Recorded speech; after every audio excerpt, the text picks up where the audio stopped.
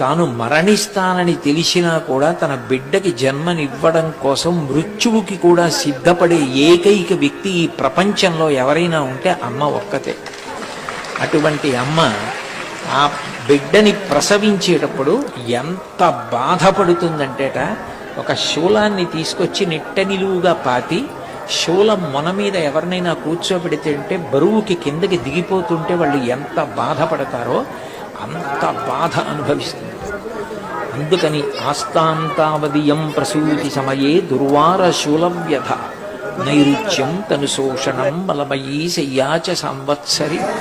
ఆ బిడ్డ పుట్టిన తరువాత శరీరం శుష్కించిపోయి కొత్త కొత్త అనారోగ్యాలు వచ్చి ఆ పిల్లవాడికి పడిశం పడితే వాడికి పడిశం తగ్గడానికి తాను పథ్యం చేస్తుంది. తాను ఏది తింటే ఆ పాలు తాగి పిల్లవాడికి పడిశం తగ్గుతుందో ఆ పదార్థం తింటుంది, తనకిష్టం ఉన్నా లేకపోయినా.